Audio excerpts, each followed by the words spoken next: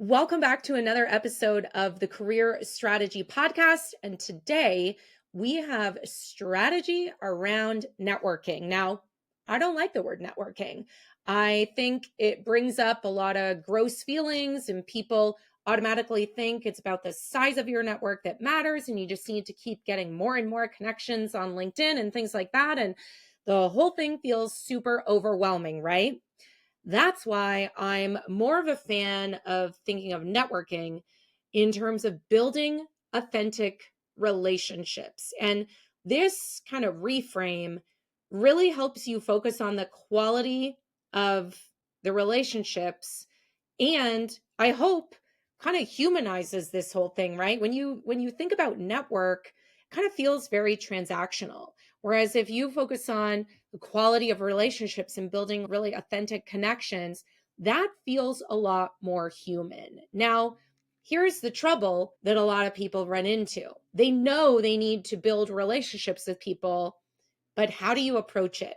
How do you fit that into everything else you need to do in your job, in your life, in your career, etc.? So today, I want to give you a couple of really strategic and practical things you can do to build relationship and focus on certain topics and certain people on maybe a quarterly cadence. I really like to look at this in terms of what am I doing for the next 3 months? 1 month feels a little short, 1 year feels really long.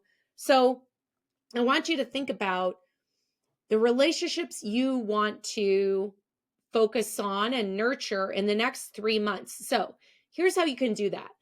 First of all, to decide the types of people you want to build relationships or nurture existing ones with, you need to be clear on, well, what are your priorities in your career? What are your needs? Where are topics you want to learn more about?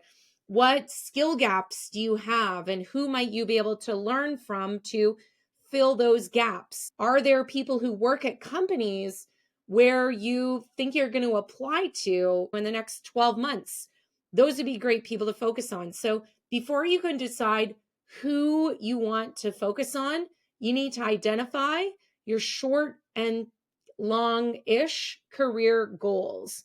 So take some time to do that. Once you're clear on those career goals, and it's not just goals, it could be just areas of interest, right? Maybe you're really interested in AI, or maybe you're really interested in healthcare or something like that. That might help inform who you focus on for the next 3 months. Now, here's a trick to help you stay focused on these people.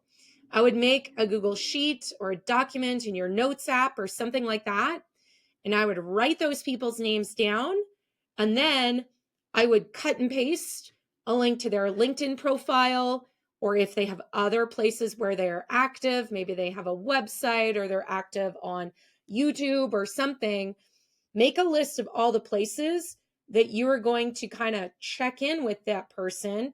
And here's why. If you just go follow these people on social media or LinkedIn, etc., the only way you're going to see their posts is if you go to their profiles or if they serendipitously show up in your feed. And let's face it, the feeds are often filled with a lot of junk and ads. Instead, if, let's say, when you open up LinkedIn, instead of going to the feed, you go to your little list in your spreadsheet or your notes app and you just click to the 5, 10, however many profiles of people you're wanting to learn from and engage with for those 3 months, that's going to ensure that you actually see their content versus follow them and hope that the algorithm brings their content to you. But if you are intentional and proactive about this is going to help you use social media more strategically so that you are really curating what you see. And then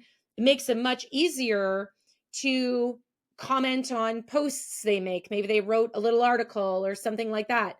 Makes it easy for you to see that and write a response in the comments, or maybe you send them a message.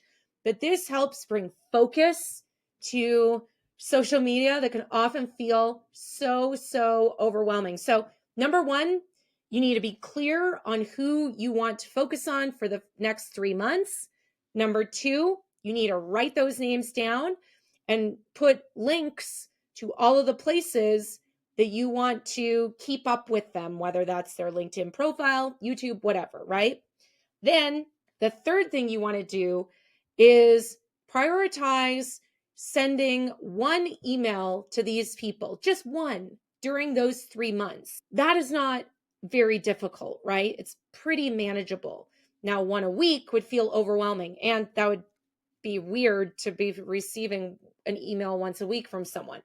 But if you just prioritize sending a check-in email once during that 3-month period, that is going to help nurture your relationship with them. Now, what do you write in that email? Well, this is why you are going to proactively make that list so you can be frequently visiting their LinkedIn, YouTube, whatever it is, so that you can be engaging with and observing what are they talking about? What are they interested in right now? What articles are they reading? What podcasts are they listening to? And in that email to them, you could say something like, hey, I remember you posted 2 weeks ago or last month this article on your LinkedIn or whatever it was. And you use that as a starting point to have a conversation with that person. These tips, I hope, are going to help bring some structure and bring some sanity almost to the process of creating and or nurturing relationships with people that can help you advance your career, who can make introductions in the future, or just have overlapping interests to what you are curious and interested about right now. And one of the things I do on Twitter or X, whatever we're supposed to call it these days, on Twitter, you can make lists, and lists can be public or private. So I have some private lists where I add people and remove them every now and then, depending on what my interests are. I think one of the lists is literally called People I Am Learning From. And every couple of months, I decide, oh, do I want to keep that person on the list or not? And then instead of just going to Twitter and seeing the entire feed, I go to my list and I only see posts from people on that list. Now, you can't do that on LinkedIn, which is why I suggested you make a little Google Sheet or note or something to achieve that same concept as the list on Twitter. All right, so if you do this, it's going to help you go deeper in relationships with people instead of just furiously clicking the like or heart or laugh emoji on their posts, because sure, you could call that engagement, but real engagement is when you have a conversation. And maybe sometimes you even notice you're going back and forth in the comments on a LinkedIn post or something. Take it offline, take it privately to the direct messages or to email or something. Get on the phone, who knows? But hopefully these tips help give you some practical things to do and help take the overwhelm and stress out of, quote, networking, although we don't call it that here, and instead help you develop more authentic relationships in your career, and hopefully in less time than you think it takes. All right, that is all I have for you today. I hope you're able to use these tips today or this week, and I will see you in another episode. Thanks for listening.